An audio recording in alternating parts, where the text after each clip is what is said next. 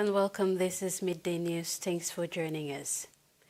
The Royal Papua New Guinea Constabulary is in the preparation stage to establish highway patrol bases within provinces that are under the Connect PNG program, but require legal land titles to do so, says the Deputy Commissioner of Police Special Operations Donald Yamasumbi. Yamasumbi said most of the land is state land, and should the police establish highway patrol bases, it must be built on land that has a legal title authorized by the Department of Lands.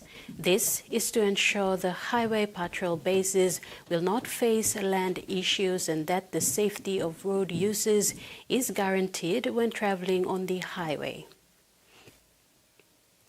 Midang provincial government will be releasing a portion of land at the old CR plantation along the North Coast Road outside Midang town to enable CR village community to expand its new primary school. A financial commitment of 50,000 kina by the Governor Ramsey Parwa will also help to build essential facilities. Midang Governor Ramsey Parwa promised the people of CR Village in a recent visit to relocate the primary school in response to their concern regarding the welfare of their primary school. CR Village is one of the biggest indigenous Bell language speaking community located in Ward 5 of the Ambanob local level government. Over the years, population increase and the expansion of Midang Township has created strain on the people regarding land space. Orat lo set lo school. Narapla something miarem you will not registered. Problem blame you will not registered because you will not have enough ground. And all get talk you will answer him can question the problem. And clear problem also you will not have ground. Enough lo work him plenty facility so that by me take him off lo is him registration. Governor Parwa also acknowledged that the CR Primary School is not registered to the Provincial Education Board due to its lack of school facilities such as classrooms, library and teachers' houses. Governor Parwa committed 50,000 kina to assist the CR Primary School to help boost the facility requirements it's lacking currently. He said the strategic relocation of the primary school at the old CR plantation will relieve Good Shepherd and Sagalau primary schools in terms of student spaces. Governor Parwa also committed to establish a new health post, shops and other amenities to create an aerial township. It will be situated near the RD Tuna Fish Cannery along the North Coast Road. Carol Kidu Jr., TV1 News. In a unique initiative marking Papua New Guinea's upcoming 50th independence anniversary, a group of local seafarers in Port Moresby are participating in a value-based training program. The program, conducted by PNG Tribal Foundation in partnership with P&O Maritime Logistics, aimed to instill servant leadership and core values in maritime professionals. A total of 31 seafarers, including engineers, navigators, and ship captains from P&O Maritime, are participating in a week-long training on good values and servant leadership on board Fly Alliance and Fly Prosperity vessels docked at Motukea and Agro-Marine wharves. General Manager and P&O Maritime Logistics, Isabel Cooley, says they see a lot of benefits not just for personal growth but professional growth too. Two of the participants include Second Officer Melanie Yambun and Cadet Jacqueline Jeremiah, the only female seafarers on board. Okay, now inside these 5 questions, this one says evaluation. Evaluation in English is 3 points. Okay, you can read the first one. It's informational principle. This one.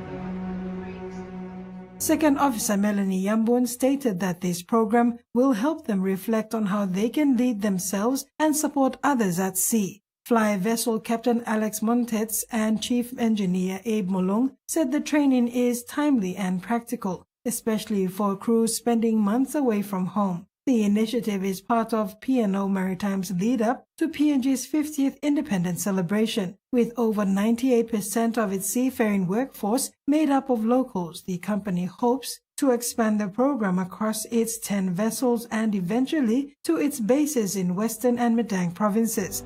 This is the facilitator. The facilitator is the person that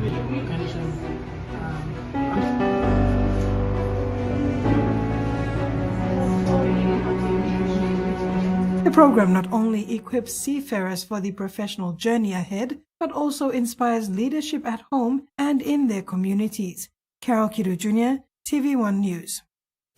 A powerful show of faith and unity as over 120 congregations gathered in Wapenamanda District, Enga Province for the annual stewardship program of the PNG Combined Holy Spirit Movement. The week-long event brought together believers from across 4 provinces, including a newly established congregation from Lei Morabe, all rallying in support of the church's mission to expand its gospel outreach.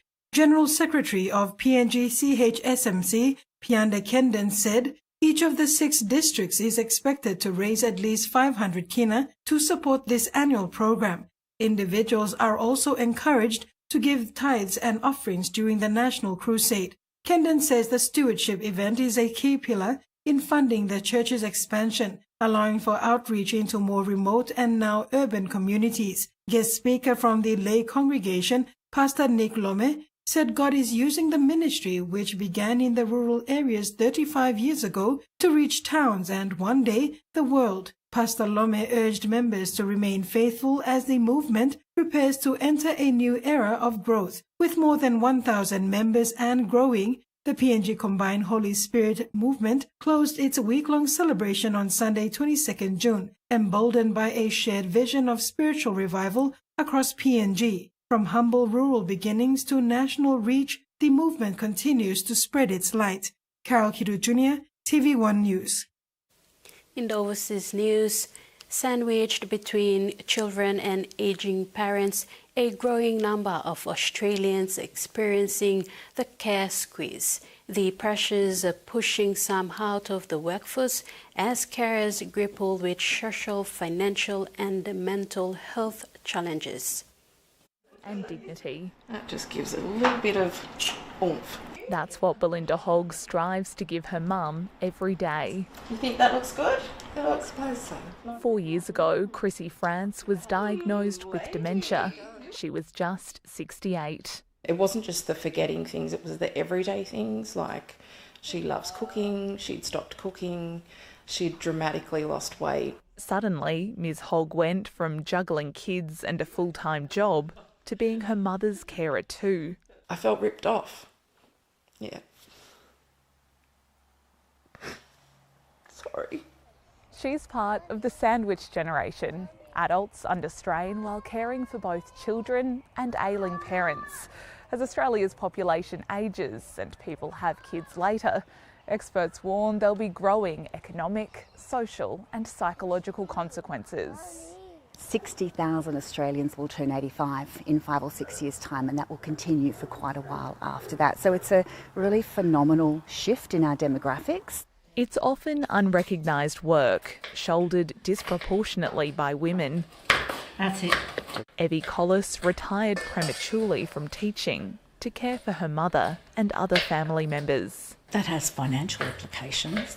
It also has social implications. You can't work full-time when you have a more than full-time caring role. So we're losing teachers, nurses, aged care staff. Very high prevalence of that group of workers having to wind back their work or step out altogether. Advocates want greater workplace flexibility and stronger support systems. I think we're burnt out, aren't we? For many carers, recognition is an important piece of the puzzle. That looks good. Well done. If it was a job, it would be paid really well and it would be really, really well resourced and we would have some status. None of that applies to carers. A call for a cultural rethink in the face of a demographic reckoning. South Australia's government has poured millions into hiring autism inclusion teachers and providing extra support for school children with special needs. But one mother says a six-year-old and thousands of other autistic children are still not getting the help they need.